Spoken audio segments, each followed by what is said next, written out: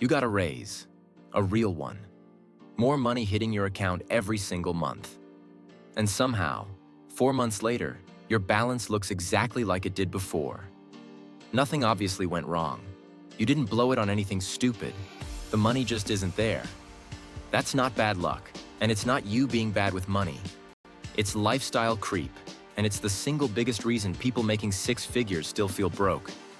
In the next few minutes, I'll walk you through the actual math on where a $10,000 raise disappears to, name the 4 upgrades that eat almost every raise, one of which is far worse than the other 3, and give you the one rule that lets you keep most of your next raise without living like a monk. What lifestyle creep actually is. Lifestyle creep is simple. Your spending quietly rises to match your income every single time, so you never actually get ahead. You make more, so you spend more. Not on anything dramatic, on slightly nicer versions of things you are already buying. And because each upgrade is small and reasonable on its own, you never notice the whole thing happening. The result is a treadmill. Your income doubles over 5 years, and your savings rate stays exactly where it was at $40,000. You're running faster and standing in the same spot.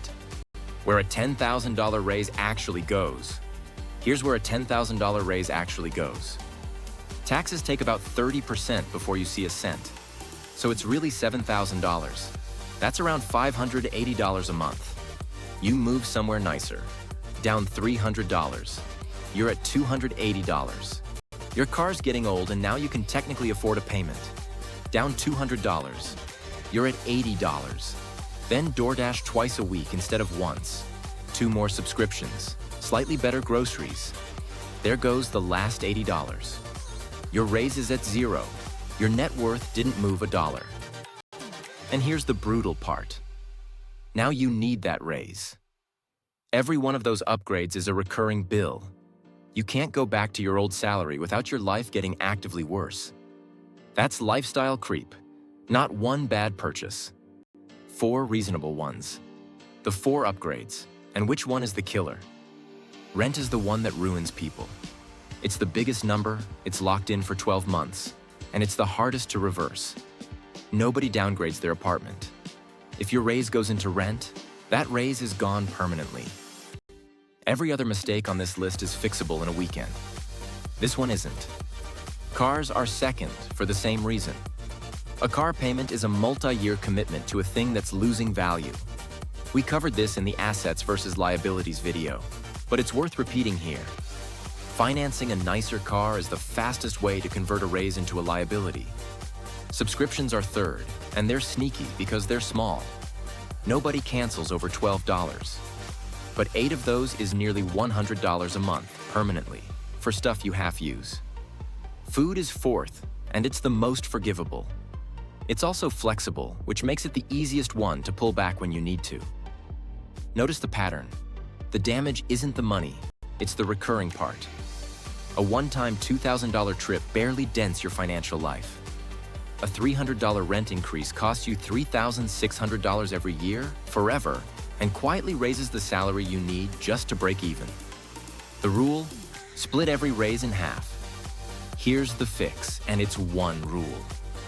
Every time your income goes up, half of the increase gets automated into investing or savings before you ever see it. The other half is yours. Spend it, enjoy it, upgrade something. That's it. You don't have to keep living exactly like you did when you were broke. That's how people burn out and quit. You just refuse to let 100% of the raise evaporate. The automation part is what makes it work. Log into your payroll or your bank the same week the raise hits and increase your 401k contribution or your automatic transfer by half the raise amount. Do it before the money ever lands in checking, because if it hits checking, you'll spend it. Not because you're weak, but because that's what money in a checking account is for. On our $580 example, that's $290 a month going to your future, and $290 to make your life nicer right now. Both things happen. Nobody's living like a monk. And $290 a month invested from age 24 to 65 at the market's historical 10% average return comes out to roughly $2 million. You'd have put in about $143,000 of your own money. That is one raise, half saved, never touched again. Which upgrades are actually worth it? Not all lifestyle inflation is bad. Some upgrades genuinely pay off. Spend on the stuff that buys back time or sanity, a shorter commute, a gym you'll actually go to, better sleep, therapy, anything that removes friction from your life every day. Be much more careful with upgrades that only exist so other people can see them.